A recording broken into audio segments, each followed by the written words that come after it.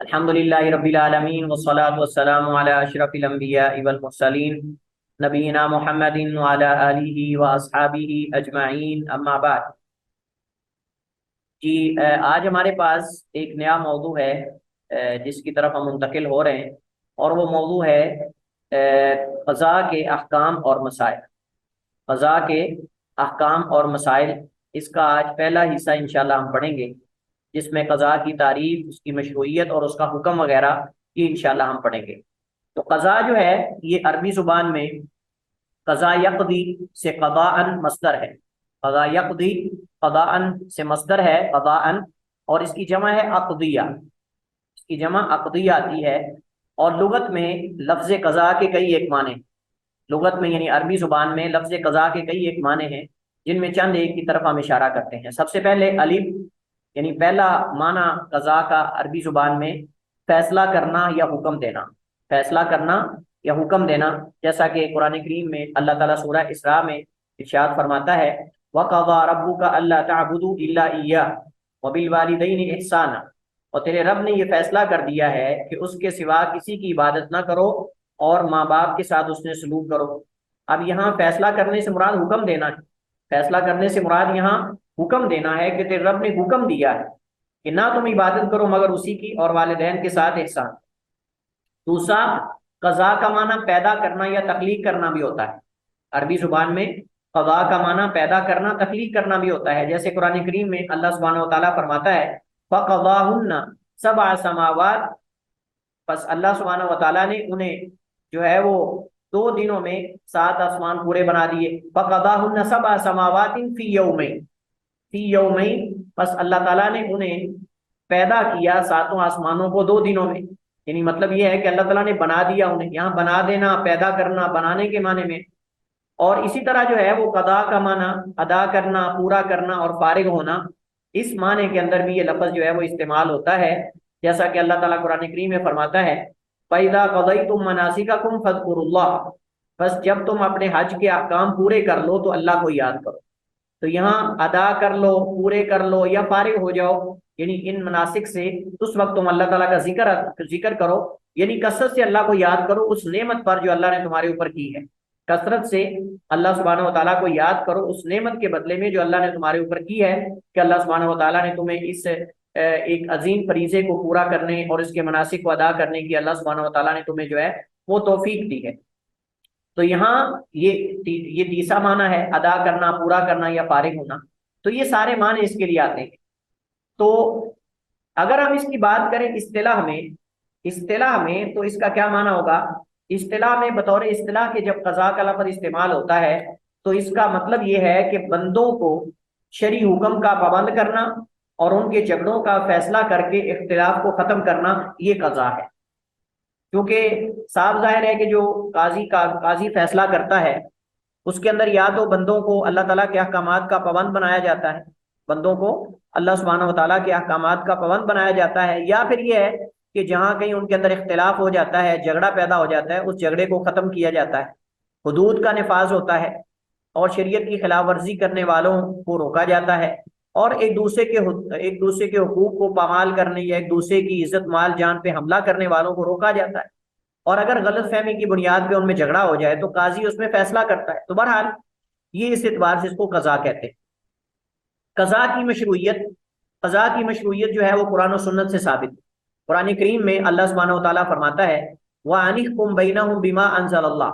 اور یہ کہ ان کے درمیان اس کے ساتھ فیصلہ کرو جو اللہ تعالیٰ نے نازل کیا ہے، یعنی نبی علیہ السلام اور تمام اہل ایمان مخاطب ہیں۔ وَأَنِحْكُمْ بَيْنَهُمْ بِمَا أَنزَلَ اللَّهُ، اور یہ کہ آپ فیصلہ کریں ان کے درمیان اس چیز کے ساتھ جو اللہ نے اتاری ہے، یعنی قرآن کریم کے مطابق اللہ تعالیٰ کی جو دی ہوئی شریعت ہے اس کے مطابق آپ فیصلے کریں۔ اسی طرح حضرت عمر بن عاص رضی اللہ تعالی عنہ روایت کرتے ہیں انہ سمع رسول اللہ صلی اللہ علیہ وسلم، انہوں نے اللہ کے نبی علیہ السلام کو یہ فرماتے ہوئے سنا، آپ فرما رہے تھے اذا حکم الحاکم، جب کوئی حاکم فیصلہ کرے، فاجتہد، اور اجتہاد سے کرے، ثم اصاب، پھر وہ فیصلہ صحیح کر لے، یعنی اس کا فیصلہ صحیح ہو، فلہ اجران، تو اس کے لیے دوہرا اجر ہے، اس کے لیے دوہرا اجر یعنی ڈبل اجر ہے۔ وَإِذَا حَكَمَ، اور جب وہ فیصلہ کرے، فاجتہد، اور اجتہاد کرے، ثم اخطا، پھر وہ غلطی کرے، فلہ اجر، تو اس کے لیے پھر بھی اس کے لیے ایک اجر ہے، یعنی غلطی کرنے پر ایک اجر ہے اور صحیح ثواب کو پہنچ جانے اور صحیح فیصلہ کرنے پر اس کے لیے دوہرا اجر ہے۔ اب اس کے اندر گویا کہ اس کی مشروعیت ہے کہ لوگوں کے درمیان فیصلے کرنے چاہیے، اور جو مجتہد ہے، جو اجتہاد جس کے اندر اجتہاد کی صلاحیت ہے، ملکہ ہے، کیپیسٹی ہے، اب صاف ظاہر ہے کہ وہ اجتہاد کرے گا اور اس کو کرنا چاہیے اور اس کو فیصلے کرنے چاہیے۔ اگر کوئی بھی فیصلے نہیں کرے گا تو امت کے اندر اتفاق و اتحاد کیسے پیدا ہوگا، اختلافات کیسے ختم ہوں گے، جھگڑے کیسے ختم ہوں، لوگ کیسے اللہ کی کتاب کی طرف اور نبی صاحب کی سنت کی طرف لوٹیں گے؟ صاف ظاہر ہے کہ کوئی تو فیصلہ کرنے والا ہوگا جو ان میں سے ظالم کا ہاتھ پکڑے گا، اس کو قانون کے کٹہرے میں لا کے کھڑا کرے گا۔ تو اس سے پتہ چلتا ہے کہ جب اس کی ترغیب دلائی گئی ہے، جب اس کا اجر و ثواب بیان ہوا ہے، تو فیصلے کرنا جائز ہے،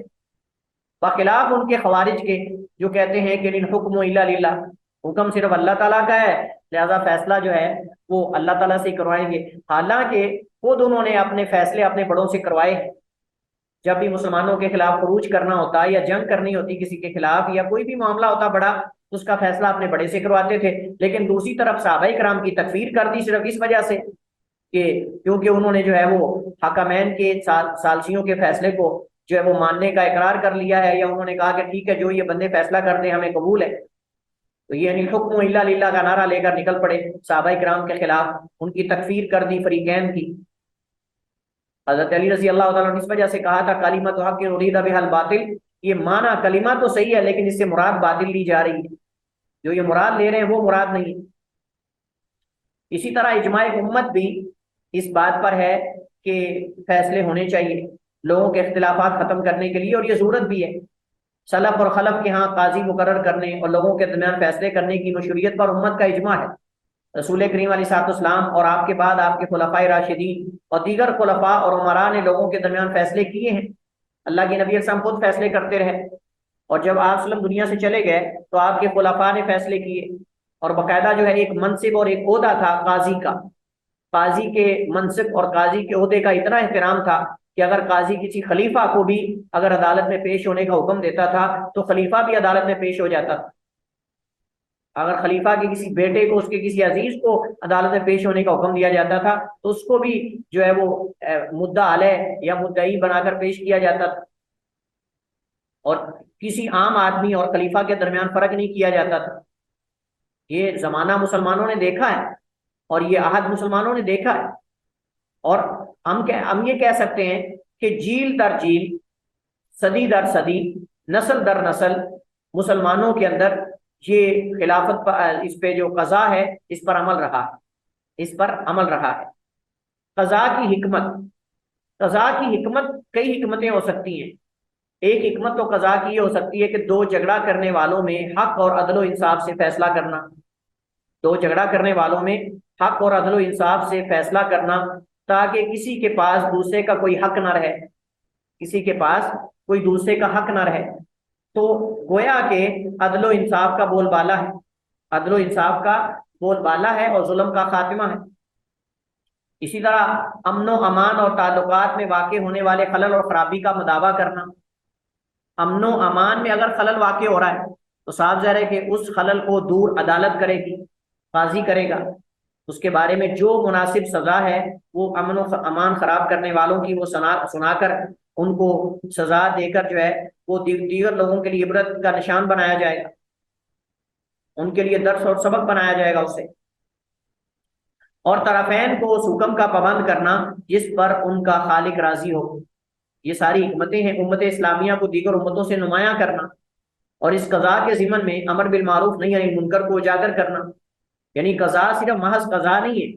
بلکہ اس کے پیچھے امر بالمعروف نہی عن المنکر کا جو فریضہ ہے، اور یہ ایک ایسا فریضہ اور ایک ایسا امر ہے کہ جس کو اللہ سبحانہ و تعالیٰ نے امت محمدیہ کا خاصہ قرار دیا ہے، جسے اللہ سبحانہ و تعالیٰ نے امت محمدیہ کا خاصہ قرار دیا ہے۔ اللہ سبحانہ و تعالیٰ سورہ ال عمران میں آیت نمبر 110 میں فرماتا ہے کنتم خیر امہ اخرجت للناس تأمرون بالمعروف وتنہون عن المنکر وتؤمنون باللہ، کہ تم بہترین امت، اخرجت للناس جو نکالی گئی ہے لوگوں کے لیے، تأمرون بالمعروف تمہاری خوبیاں یہ ہیں کہ تم نیکی کا حکم دیتے ہو، وتنہون عن المنکر اور برائی سے روکتے ہو، وتؤمنون باللہ اور تم اللہ پر ایمان رکھتے ہو۔ لیکن علماء کرام فرماتے ہیں کہ امر بالمعروف نہی عن المنکر کا جو فریضہ ہے، اس کے لیے جو ہے وہ دو شرطیں ہیں، اس کے لیے دو شرطیں ہیں۔ ایک تو یہ ہے کہ شریعت کے احکام کا علم ہونا،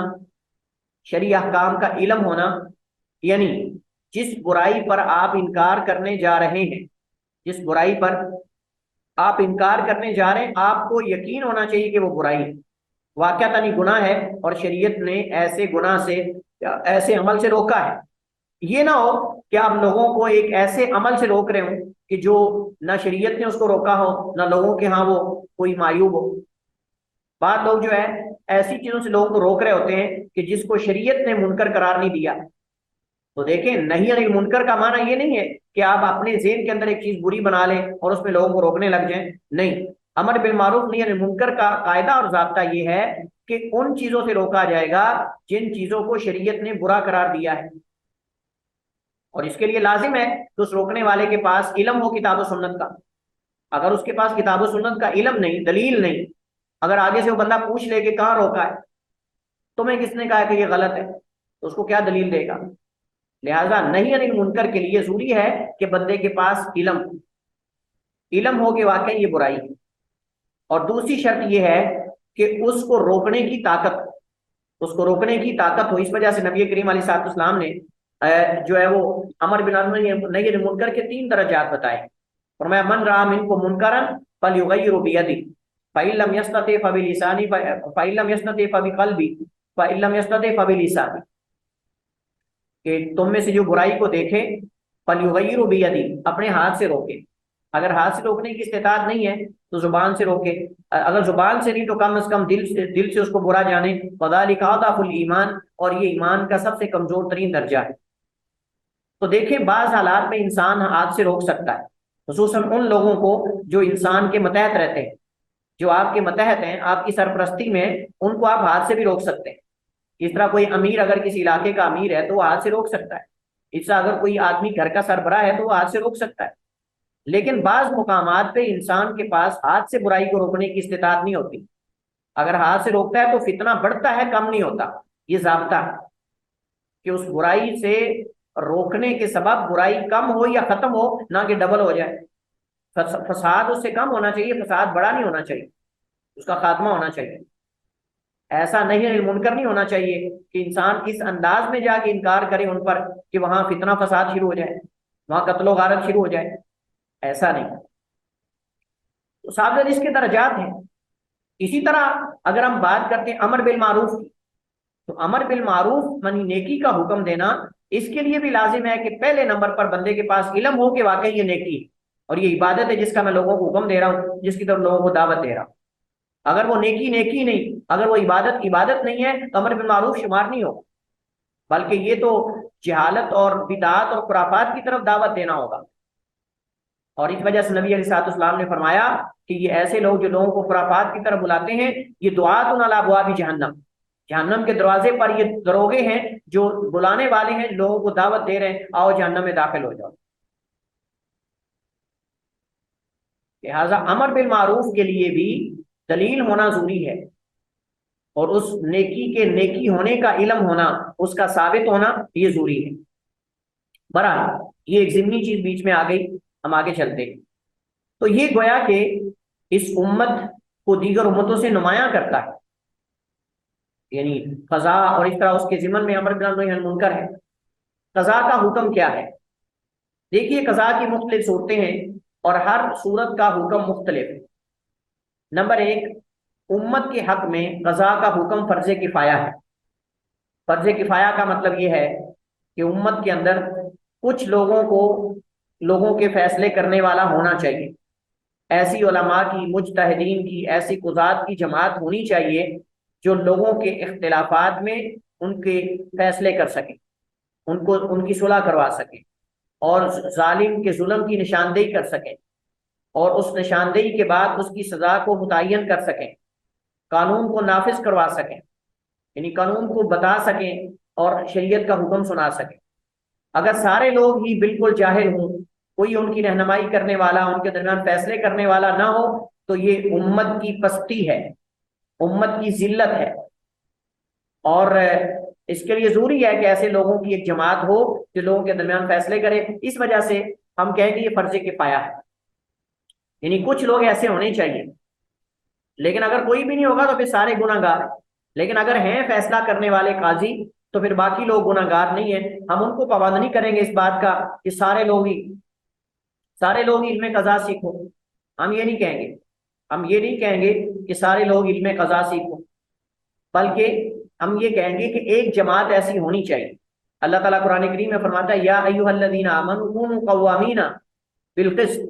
کہ اے لوگوں جو ایمان لائے ہو انصاف پر پوری طرح قائم رہنے والے بن جاؤ۔ اس کی دو وجوہات ہیں۔ فرائض واجبات کے قائم کرنے کے لیے قاضی کا ہونا ضروری ہے، اور ہم یہ یعنی کچھ لوگوں کا ہونا کیوں ضروری ہے؟ کیونکہ اس کے بغیر فرائض اور واجبات قائم نہیں ہو سکتے۔ حاکم اور سربراہ کا ہونا ضروری ہے، تو اس منصب کی کامیابی کے لیے اس کے نائب کا ہونا بھی ضروری ہے، یعنی حاکم اور ملک کا سربراہ حکمران جیسے وہ ضروری ہے، ویسے اس کے قوانین کو نافذ کروانے کے لیے اور شریعت کا نفاذ کرنے کے لیے اس کے ساتھ اس کا نائب قاضی بھی ہونا چاہیے۔ قاضی کو حاکم کا نائب سمجھا جاتا ہے، کیونکہ حاکم جو ہے وہ قوانین بناتا ہے اور قاضی ان کا نفاذ کرواتا ہے، ان کی تنفیذ کرواتا ہے۔ لہذا جہاں ایک ملک اور ریاست کے اندر ایک حاکم کی اہمیت ہے، وہاں قاضی کی بھی اہمیت اسی طرح ہے۔ اسی وجہ سے رسول کریم علیہ الصلوۃ والسلام صحابہ کرام رضوان اللہ علیہم اجمعین کو مختلف علاقوں میں قاضی اور امیر بنا کر بھیجا کرتے تھے، قاضی اور امیر بنا کر بھیجا کرتے تھے، اور خلفائے راشدین کا بھی یہی طرز عمل رہا ہے، کیونکہ صاف ظاہر ہے کہ یہ ایک ایسا منصب ہے جس کے اندر کسی نہ کسی کا ہونا ضروری ہے۔ نمبر دو، حاکم یا اس کے نائب کے حق میں فرض عین ہے۔ عام عوام الناس کے حق میں فرض کفایہ ہے، لیکن حاکم اور اس کے نائب کے حق میں فرض عین ہے۔ لہذا حاکم پر واجب ہے جہاں وہ موجود ہو وہاں لوگوں میں عدل و انصاف سے فیصلے کرے، لوگوں کے درمیان عدل و انصاف سے فیصلے کرے، اور لوگوں کے فیصلے کرنے کی صلاحیت رکھتا ہو، اور اس کو پتا ہو کہ کون مجرم ہے، کون مظلوم ہے، کون حق پر ہے، کون حق پر نہیں ہے۔ ایسا حاکم کہلانے کا حق نہیں رکھتا جس کو علم قضا کا پتہ ہی نہیں، جو لوگوں کے فیصلے کرنا ہی نہیں جانتا۔ صاف ظاہر ہے کہ اگر وہ قضا کے بارے میں، لا کے بارے میں نہیں جانتا تو کیسے اسے پتہ چلے گا کہ فیصلے صحیح ہو رہے ہیں کہ غلط ہو رہے ہیں؟ عدالتوں میں جو فیصلے سنائے جا رہے ہیں یہ صحیح ہے یا غلط ہے؟ کس کے حق میں فیصلہ صحیح، کس کے حق میں غلط ہے؟ اور احتساب کون کرے گا، محاسبہ کون کرے گا عدالتوں کا؟ قوانین کیسے سنائے جا رہے ہیں، کیسے بنائے جا رہے ہیں؟ تو یہ ساری چیزوں سے ایک حاکم کا متعارف ہونا یا آگاہ ہونا یہ بہت ضروری ہے۔ اس وجہ سے ہم کہیں گے کہ اس کے حق میں واجب ہے، اس طرح جو اس کا نائب ہے اس کے حق میں بھی واجب ہے۔ اور اگر وہ خود نہ استطاعت رکھتا ہو تو قضات مقرر کرے، یعنی اگر اس کا مصروفیات کی وجہ سے یا مطلب بعض معاملات کی وجہ سے خود فیصلے کرنا ممکن نہیں، تو پھر وہ ایسے قضات مقرر کرے کہ جو واقعتاً ہی اس علم کو جاننے والے ہیں، اور یہ ان کے نائب ہیں، لہذا ان کے پاس بھی قضا کا علم ہونا چاہیے۔ اور اگر وہ خود اس کے پاس ٹائم نہیں ہے تو وہ قاضی مقرر کرے، ججز مقرر کرے، اور ان ججز کے فیصلوں کی نگرانی خود کرے، ان ججز کے فیصلوں کی نگرانی خود کرے، اور وقتاً فوقتاً دیکھے کہ فیصلے صحیح کر رہے ہیں کہ غلط کر رہے ہیں۔ اور اسی طرح دیگر علاقوں میں بھی قضات متعین کرے، کیونکہ یہ ہر علاقے کے لوگوں کی ضرورت ہے، قاضی کا ہونا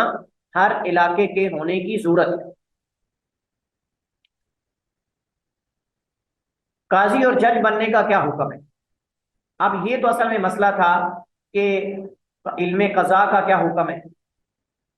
اور قاضی کے ہونے کی کیا حکم ہے، لیکن کیا خود آدمی قاضی بن سکتا ہے؟ خود آپ عہدے اور منصب کی چاہت کر سکتے ہیں، ڈیمانڈ کر سکتے ہیں؟ چونکہ احادیث بارے میں وارد ہوئی ہیں کہ نبی کریم علیہ الصلوۃ والسلام نے بعض احادیث کے اندر بعض صحابہ کرام کو قاضی بننے سے یا امارت لینے سے منع کیا ہے، عہدہ لینے سے منع کیا ہے، لیکن بعض احادیث ایسی بھی ملتی ہیں کہ عہدے بعض لوگوں نے لیے ہیں، جیسے یوسف علیہ السلام نے کہا تھا اجعلنی علی خزائن الارض انی حفیظ علیم، کہ مجھے زمین کے خزانوں کا مالک بنا دیں، وزیر خزانہ بنا دیں، بے شک میں حفاظت کرنے والا بھی ہوں اور میرے پاس اس کا علم بھی ہے۔ تو یہ تو بظاہر تعارض ہے. تو اس وجہ سے ہمیں یہ جاننا ہوگا کہ قاضی اور جج بننے کا حکم کیا ہے. تو قاضی اور جج بننے کی دو صورتیں ہو سکتی. پہلی صورت یہ ہے کہ وہ خود چاہت یا مطالبہ کرے، وہ خود جو ہے قاضی بننے کا مطالبہ یا خود قاضی بننے کی چاہت کرے. اس میں اصل یہ ہے کہ عمارت، عہدے اور قضاء کی حفظ کرنا یہ قیامت کے دن صرف حسرت کا سبب ہو. یہ قیامت کے دن صرف حسرت اور ندامت کا سبب ہوگا. جیسا کہ حدیث میں ہے، عن ابی ہریرہ رضی اللہ تعالی عنہ عن النبی صلی اللہ علیہ وسلم قال، حضرت ابو ہریرہ رضی اللہ تعالیٰ عنہ سے روایت ہے، وہ اللہ کے نبی علیہ السلام سے بیان کرتے ہیں، آپ نے فرمایا انکم ستحرسون علی الامارہ وستکون ندامۃ یوم القیامہ، بے شک ان قریب تم عمارت کا حفظ رکھو گے، تم عمارت کا حفظ رکھو گے، امیر بننے کا حفظ، لیکن وستکون ندامۃ، ان قریب یہ قیامت کو ندامت اور افسردگی کا ذریعہ ہو. فنعمت المرضیۃ وبئست الفاطمہ، کتنی اچھی دودھ پلانے والی ہے اور کتنی بری دودھ چھڑانے والی.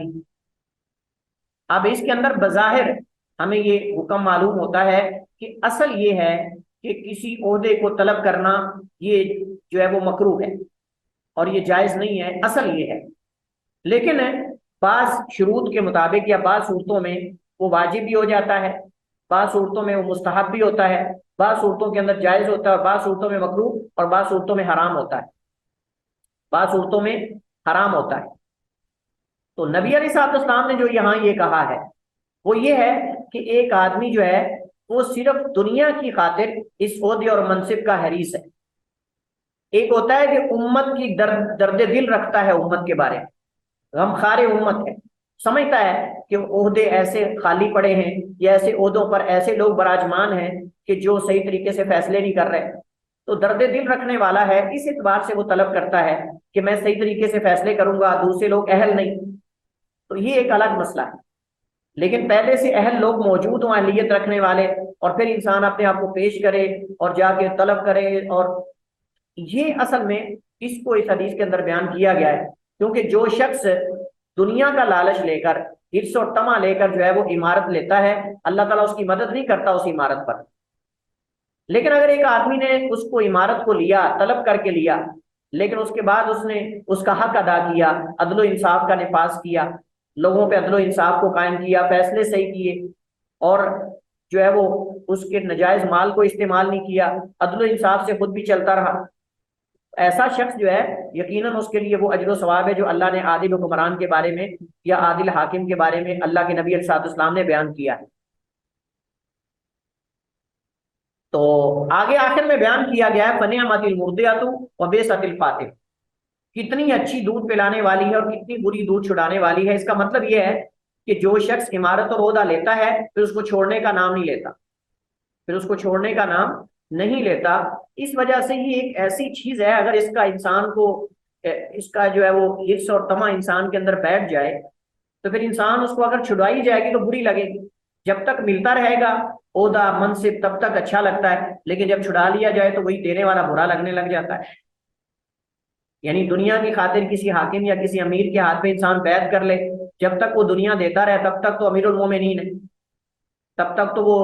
سب سے عادل اور سب سے نیک ہے. لیکن جو ہی اس سے عہدہ اور منصب چھین لے اسی وقت وہ برا ہو جاتا ہے. آپ دیکھ لیں آج ہی اگر ہم عمارت کی بات نہیں بلکہ کسی بھی جگہ پہ اگر عہدے اور کرسی کی بات کرتے ہیں، منصب کی بات کرتے ہیں، تو اگر آپ کسی بندے کو اگر عہدے سے تھوڑا سا معزول کر کے دیکھو ذرا، وہی جو پہلے آپ کی تعریفوں کے پل باندھ دیتا ہے، آپ کی تعریفوں کے پل خوشامد کرنے تو تھکتا نہیں، وہی بندہ اگر اس سے عہدہ واپس لے لیں گے تو وہی بندہ آپ کی مذمت کرنے لگ جائے گا، وہی بندہ لوگوں کے سامنے آپ کی عیب گوئیاں کرے گا، وہی بندہ آپ کو برا بنا کر لوگوں کے سامنے، جو پہلے امیر المومنین اور پتہ نہیں کیا کیا کچھ کر کے لوگوں کے سامنے پیش کرتا تھا، وہی اب آپ کو دنیا کا سب سے ظالم، فاسق اور پتہ نہیں کیا کچھ بنا کے پیش کرے گا. یہ حقیقت ہے، انسان کی فطرت ہے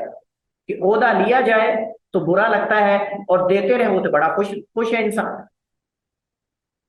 تو جس کے اندر دنیا کی خاطر یہ عہدے اور منصب کی حرص اور طمع بیٹھ جاتا ہے پھر اس سے وہ چھڑوانا مشکل ہو جاتا ہے اور اس کا خود بھی اس کو چھوڑنا مشکل ہو جاتا ہے. لیکن جو اس کو بوجھ سمجھ کر، اس کو تکلیف سمجھ کر، یا اس کو ایک آپ سمجھ لیں کہ امانت سمجھ کر اس کو لیتا ہے،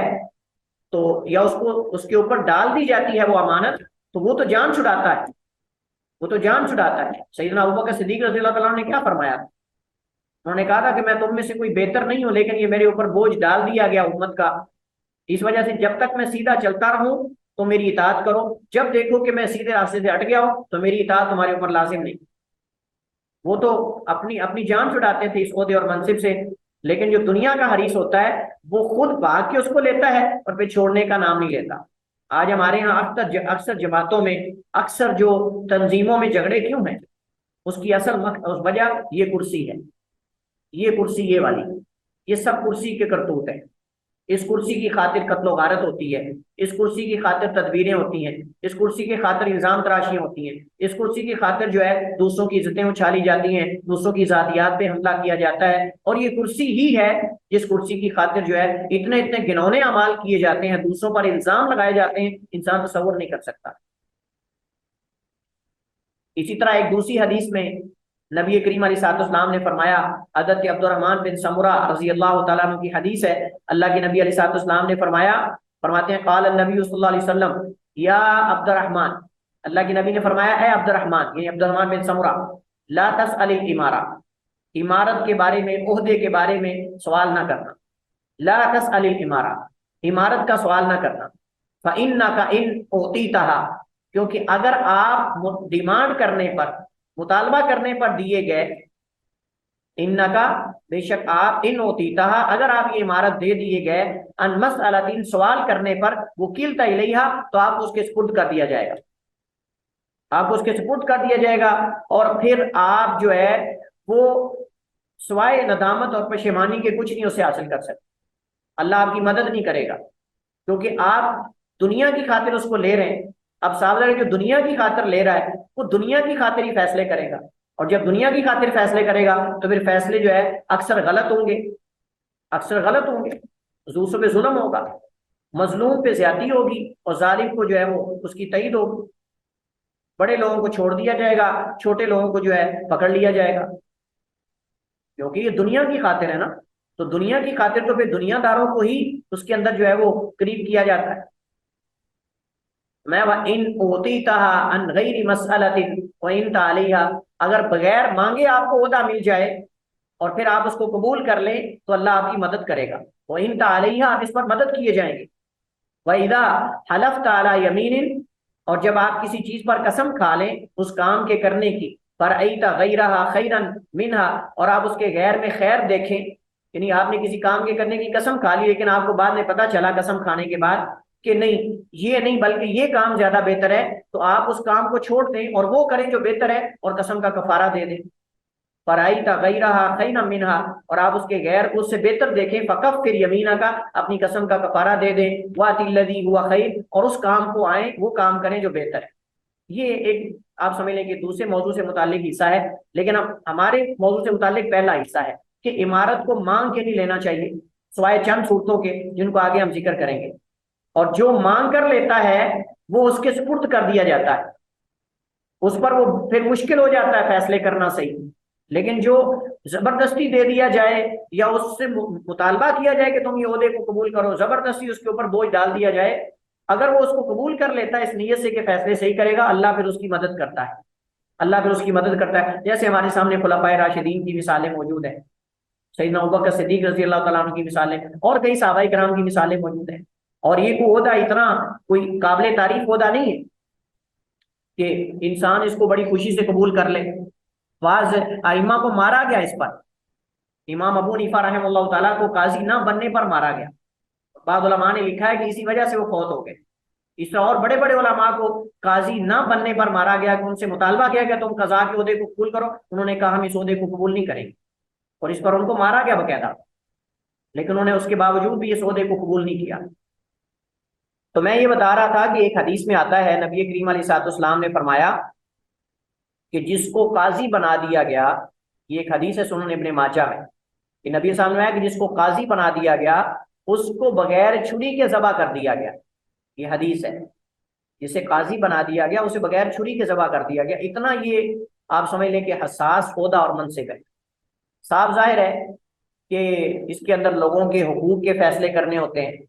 لوگوں کے ایک کے مال کے دوسرے کے حق میں، دوسرے کے اس کے حق میں کبھی غلط بھی ہو جاتا ہے فیصلہ، اگرچہ اس کے غلط فیصلے پر انسان اس کا مواخذہ نہیں ہوتا، لیکن بعض دفعہ انسان جو ہے وہ غصے میں آ کر یا کسی اور پوزیشن میں ہوتا ہے، اس کا فیصلہ صحیح نہیں ہوتا۔ تو اس وجہ سے اس عہدے کو جو ہے وہ اساس سمجھا گیا ہے، اور اس کو ائمہ اور محدثین اور کئی بڑے بڑے لوگوں نے اسے لینے سے جو ہے وہ انکار کر دیا۔ اس سے پتہ چلتا ہے کہ جس میں قاضی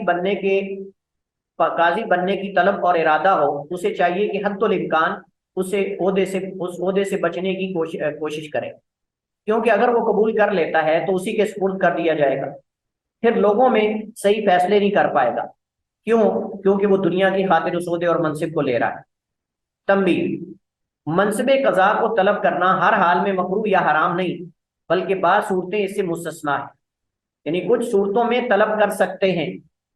اور کچھ صورتوں میں طلب نہیں کر سکتے۔ لہذا اس کی تفصیل یہ ہے کہ نمبر 1، اگر قضا طلب کرنے والا مجتہد، صاحب علم و عدل ہو اور کوئی دوسرا ایسا پہلے سے قاضی بھی نہیں، تو اس صورت میں لوگوں کے حقوق کی حفاظت کی خاطر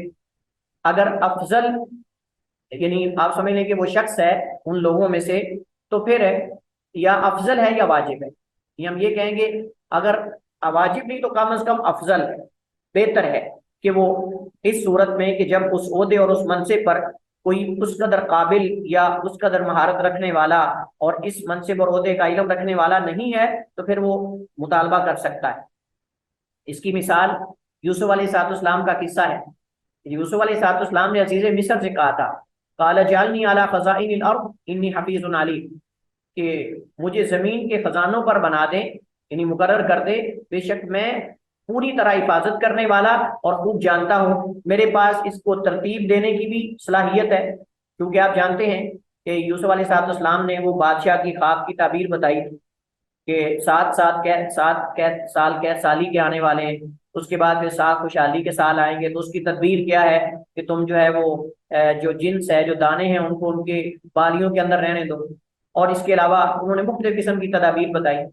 اس کا مطلب یہ کہ یوسف علیہ السلام اللہ تعالیٰ کی طرف سے جو عطا کردہ علم تھا، اس کی روشنی میں یہ جانتے تھے ساری چیزیں، اور انہوں نے کہا کہ بے شک میرے پاس حفاظت کا طریقہ بھی ہے اور میں جانتا بھی ہوں، یعنی علم بھی ہے اور میں تدبیر بھی کرنا جانتا ہوں۔ تو یہاں یوسف علیہ السلام نے عہدہ طلب کیا ہے 2 وجوہات کی بنیاد پہ۔ ایک یہ انہوں نے ذکر کیا کہ میں حفاظت کرنے والا ہوں، اور دوسرا یہ ہے کہ وہ حکمت عملی بھی جانتے ہیں اور حکمت عملی سے اس کو چلانا بھی جانتے ہیں۔ کیونکہ یہ جو آپ سمجھ لیں نا، جو وزیر خزانہ ہوتا ہے، یعنی زمین کے خزانے اور یعنی مطلب کہ معیشت کے حوالے سے جو چیزیں ہوتی ہیں، اس کے لیے بہت زیادہ ذہانت کی ضرورت ہوتی ہے، اور پورے سال کا بجٹ بنانا یا کئی سالوں کا بجٹ بنانا، یہ ساری چیزیں کوئی اتنا آسان نہیں ہوتا۔ ہمارے ہاں اس وجہ سے کہیں نہ کہیں سے اٹھا کے لے آتے ہیں کسی بندے کو، اور اس سے پورے ملک کا بجٹ بنوا لیتے ہیں اور اپنی مرضی سے بنوا لیتے ہیں۔ اچھا، اس کے بعد دوسرا یہ کہ علم ہونا یہ یوسف علیہ السلام کا تھا نا، کہ حفاظت کرنا، اور دوسرا علم ہونا۔ اسی طرح نمبر 2، دوسری حالت، وہ فقیر اور اہل و عیال والا آدمی ہو یا اپنے آپ سے کسی نقصان کو دور کرنا چاہتا ہو، تو اس صورت میں اگر وہ صاحب علم و عدل ہے تو اس کے حق میں قضا طلب کرنا جائز اور مباح ہے۔ لیکن ہم یہ نہیں کہیں گے کہ افضل اور مستحب ہے، لیکن یہ کہ جائز ہے۔ بندہ فقر و فاقے والا ہے، اہل و عیال اس کے ہیں، اور وہ عالم بھی ہے، علم بھی رکھتا ہے، مجتہد بھی ہے، اور اجتہاد کی صلاحیت بھی رکھتا ہے، اور اس کے ذریعے وہ اپنا کوئی نقصان بھی دور کر سکتا ہے، یعنی مظلوم تھا اور اب وہ اپنا حق واپس لینا چاہتا ہے، یا کسی اور مظلوم سے جو ہے وہ ظلم کو ختم کرنا چاہتا ہے، یا ظالم کا ہاتھ پکڑنا چاہتا ہے، یا کوئی اور مقصد ہے اچھے مقاصد میں سے، تو اس صورت میں وہ طلب کر سکتا ہے، اور یہ جائز ہے۔ تیسری صورت یہ ہو سکتی ہے کہ شہرت اور لوگوں پر فوقیت حاصل کرنے کی غرض سے اس منصب کا وہ طلبگار ہو یا اس منصب کو طلب کر رہا ہو، تو یہ مکروہ ہے۔ شہرت اور لوگوں پر فوقیت کی غرض سے اس منصب کو طلب کرنا مکروہ ہے، یعنی اگرچہ وہ علم بھی رکھنے والا ہو، اگرچہ وہ صلاحیت بھی رکھنے والا ہو، علم و حکمت سب کچھ اس کے پاس ہو، لیکن اگر صرف وہ شہرت اور لوگوں پہ اپنی چڑھائی کرنا اور یہ چیزیں اصل میں چاہتا ہے تو اس مقصد کے لیے یہ مکروہ ہے، اگر حرام نہیں تو کم از کم مکروہ ہے۔ اللہ تعالیٰ قرآن کریم میں فرماتا ہے تلک الدار الآخرۃ نجعلها للذین لا یریدون علوا فی الارض ولا فسادا والعاقبۃ للمتقین، کہ یہ آخرت کا یہ گھر ہم اسے ان لوگوں کے لیے بناتے ہیں جو نہ زمین میں کسی طرح کا اونچا ہونے کا ارادہ کرتے ہیں اور نہ کسی فساد کا، اور اچھا انجام متقی لوگوں کے لیے، لہذا اس صورت میں یہ مکروہ ہے۔ چوتھی صورت یہ ہے علم قضاء سے جاہل ہونے کے باوجود عہدہ طلب کرنا، یہ حرام ہے۔ علم قضاء سے جاہل ہونے کے باوجود عہدہ طلب کرنا یہ حرام ہے اور یہ جائز نہیں ہے۔ اس وجہ سے نبی کریم علیہ الصلوۃ والسلام نے فرمایا کہ قاضی تین طرح کے ہیں، قاضی تین طرح کے ہیں، ان میں دو جہنمی ہیں اور ایک جنتی ہے، ان میں سے دو جہنم میں ہے اور ایک جنت میں ہے۔ فرمایا کہ جو جنت میں ہے وہ ہے جو جانتا بھی ہے اور اس جاننے کے مطابق فیصلہ کرتا ہے اور صحیح فیصلہ کرتا ہے لوگوں کے درمیان، یہ جنتی ہے۔ دوسرا وہ شخص ہے، وہ قاضی ہے کہ جو جانتا تو ہے لیکن اس جاننے کے مطابق فیصلے نہیں کرتا، جس کے پاس قضاء کا علم تو ہے، لوگوں کے فیصلے کرنا جانتا تو ہے لیکن جان بوجھ کر فیصلے صحیح نہیں کرتا، اللہ کے نبی علیہ السلام فرماتے ہیں یہ آدمی جہنمی ہے۔ یہ بھی قاضی اور جج جہنم میں جائے گا جس کے پاس صحیح فیصلے کرنے کی صلاحیت ہے، صحیح فیصلے جانتا ہے اور اس مسئلے کے اندر شریعت کا حکم بھی جانتا ہے، جو غلط فیصلہ کر رہا ہے اس کے باوجود بھی غلط فیصلہ کر رہا ہے تو یہ بھی جہنمی۔ تیسرا وہ قاضی اور جج ہے کہ جو نہ جانتا ہے اور نہ صحیح فیصلے کرتا ہے، یہ اگر صحیح کر بھی لے گا پھر بھی جہنمی، یہ اگر صحیح کر بھی لے گا پھر بھی جہنمی، کیونکہ یہ جانتا ہی نہیں،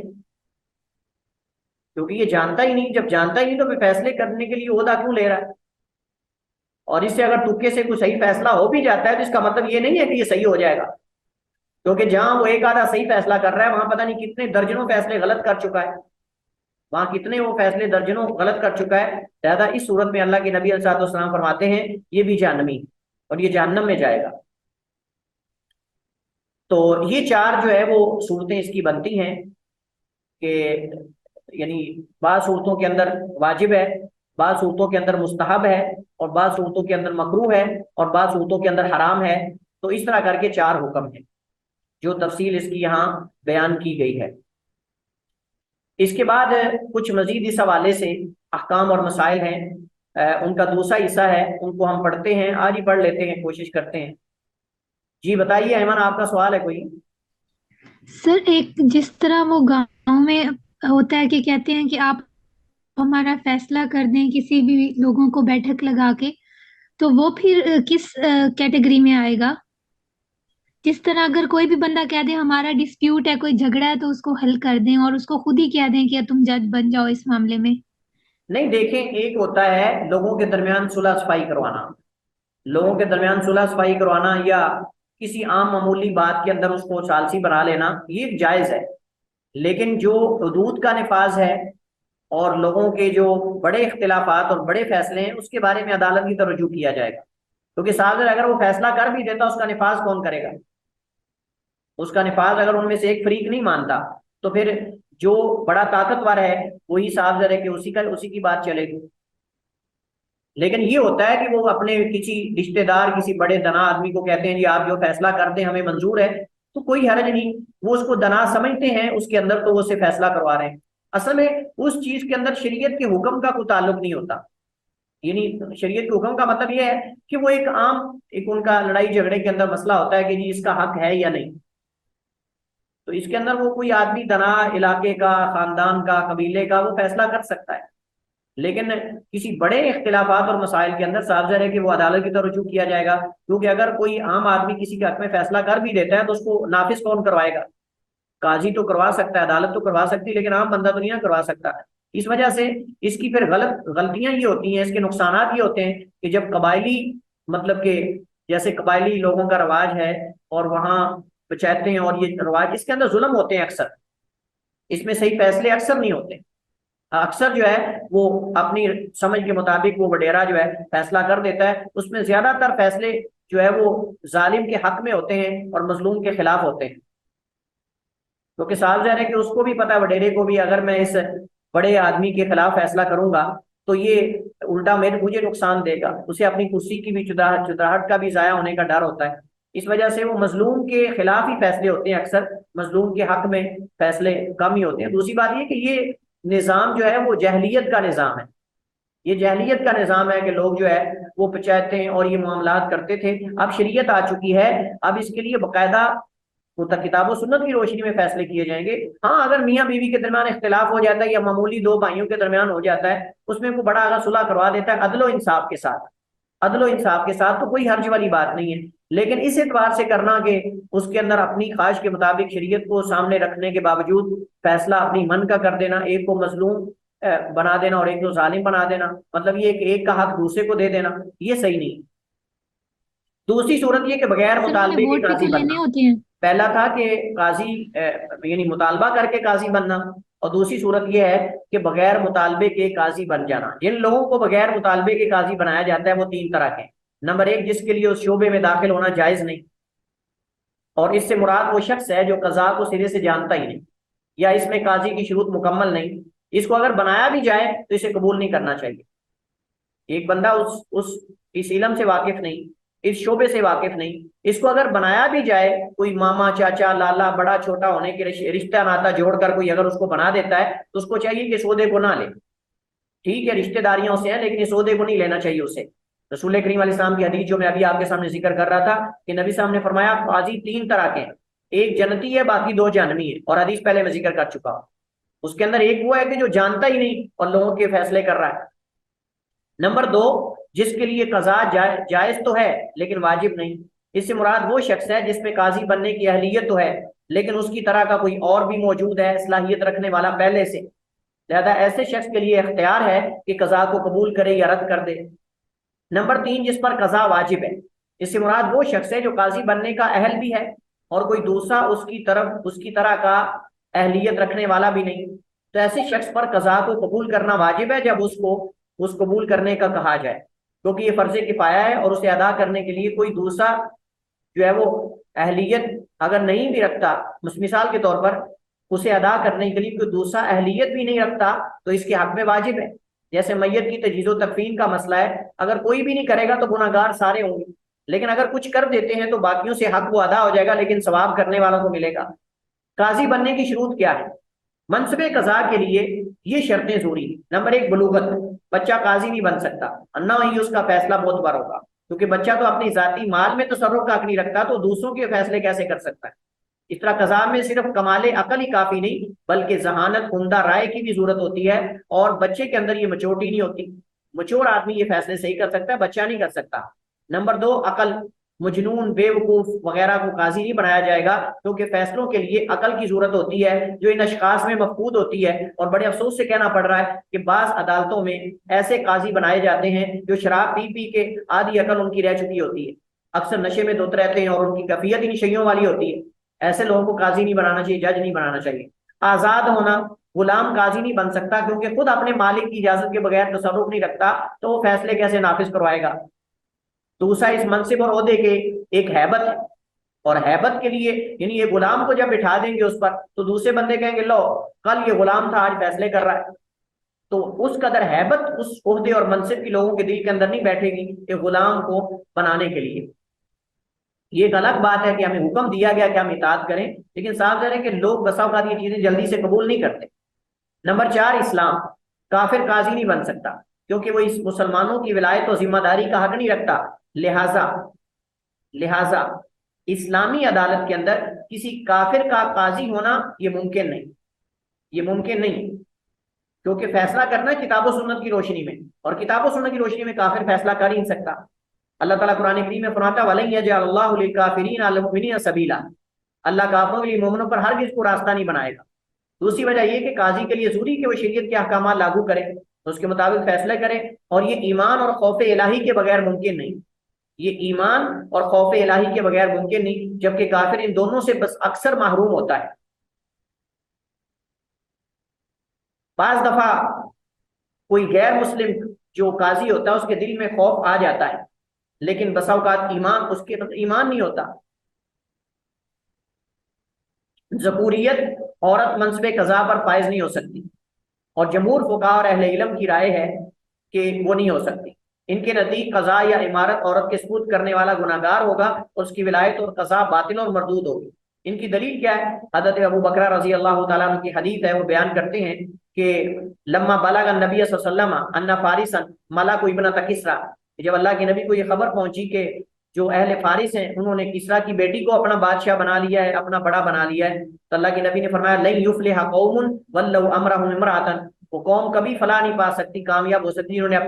اپنے معاملے کی باغ دوڑ عورت کے ہاتھ میں دے دی، یعنی امارت اور امامت، اور مطلب امامت کا معنی یعنی حکومت عورت کے ہاتھ میں دے دی، وہ قوم کبھی فلاح نہیں پا سکتی۔ دوسرا انہوں نے کہا کہ جب عورت شرعی اعتبار سے کسی ملک کی سربراہ نہیں بن سکتی تو قضاء کے عہدے پر کیسے فائد ہو سکتی ہے؟ یہ جمہوریت کے اندر سب کچھ چلتا ہے،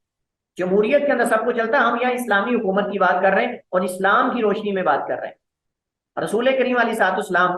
اور آپ کے بعد خلفاء میں سے کسی ایک سے بھی ثابت نہیں کہ انہوں نے کسی عورت کو کسی علاقے کا امیر یا قاضی بنایا۔ اگر جائز ہوتا تو تاریخ اسلامی اس کی کوئی ایک تو مثال ملتی تاریخ اسلام میں۔ قاضی وہ ہونا چاہیے جو لوگوں میں آئے جائے اور معاملات کی تحقیق کرے، جبکہ عورت غیر محرم مردوں سے اس طرح اختلاط نہیں رکھ سکتی، ان کے ساتھ اپنے محرم کے بغیر آ جا نہیں سکتی، اور خصوصاً اس پرفتن دور کے اندر اس پہ فتنے کا ڈر ہے، کیونکہ وہاں ریسرچ کرنی ہوتی ہے، تحقیقات کرنی ہوتی ہیں، پولیس کے ساتھ جانا ہوتا ہے، لوگوں کے ساتھ آنا جانا ہوتا ہے، یہ ساری چیزیں۔ دوسرا قول یہ کہ احناف کے ہاں عورت حدود اور قصاص کے علاوہ دیگر جرائم میں قاضی بن سکتی ہے، کیونکہ جب وہ دیگر معاملات میں گواہی دے سکتی ہے تو قاضی بھی بن سکتی ہے۔ ہم کہتے ہیں یہ ایسا قیاس ہے جو درست نہیں۔ بڑی عجیب بات ہے کہ احناف کے ہاں عورت مسجد کے لیے تو نماز کے لیے نہیں جا سکتی، مسجد میں کیوں جی؟ کہتے ہیں یہ عورت پر فتنے کا ڈر ہے، لہذا عورت کو مسجد میں جانے کی ان کے یہاں اجازت نہیں ہے کیونکہ فتنے کا ڈر ہے۔ لیکن دوسری طرف قاضی بننے کی اجازت ہے، جبکہ قاضی بننے کے لیے باہر جانا پڑتا ہے، لوگوں کی تحقیقات کرنی پڑتی ہیں اور انویسٹیگیشن کرنی پڑتی ہے، پتہ نہیں کیا کیا کچھ کرنا پڑتا ہے۔ کہتے ہیں وہ جائز ہے لیکن نماز کے لیے عورت مسجد میں نہیں جا سکتی۔ یہ بھلا کیسا عجوبہ ہے، یعنی یہ تو بذات خود اپنے اصول کو توڑ دیا انہوں نے۔ تیسرا، قضاء کے لیے ذکوریت شرط نہیں، بلکہ یہ تیسرا قول ہے، بلکہ عورت بھی قاضی بن سکتی ہے، جب وہ فتویٰ دے سکتی ہے تو فیصلہ بھی کر سکتی ہے۔ یہ مذہب اہل ظاہر اور ابن جریر طبری وغیرہ کی طرف منسوب کیا جاتا ہے کہ ان کا یہ قول۔ راجح بات یہ ہے کہ دلائل کی قوت کے پیش نظر جمہور کا قول راجح ہے، باقی اہل ظاہر کا قضاء کو عورت کے فتوے دینے پر قیاس کرنا درست نہیں، کیونکہ فتوے کا میدان محدود ہے،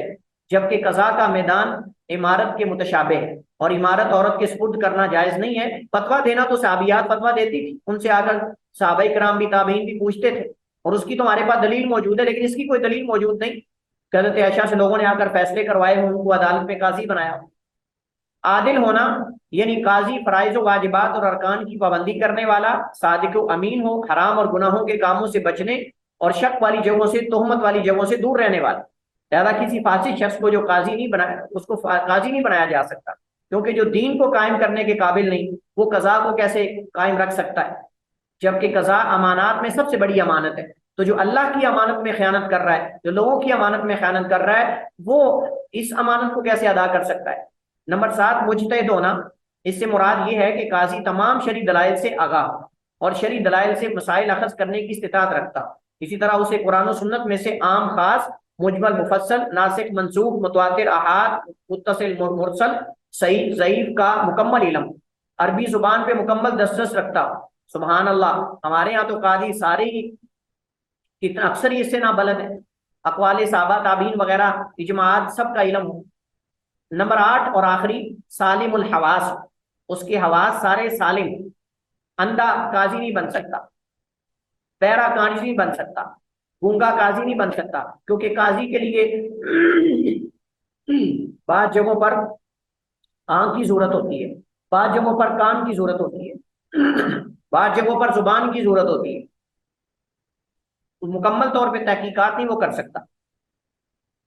کیونکہ قاضی کے سننے، دیکھنے، چھونے، چکھنے، سونگھنے کی حس ٹھیک ہو، اس کے بغیر بہت سارے فیصلوں کا تعلق جو ہے وہ سننے سے ہوتا ہے، دیکھنے سے ہوتا ہے، چکھنے سے ہوتا ہے، لہٰذا اس وجہ سے علماء نے کہا ہے کہ سالم الحواس ہونا چاہیے۔ یہ شرطیں ہیں، مزید انشاءاللہ اس کے احکام و مسائل اگلی لیکچر میں پڑھیں گے۔ واللہ تعالی اعلم، واحکم، صلی اللہ وسلم علی نبینا محمد وعلی آلہ وصحبہ وسلم۔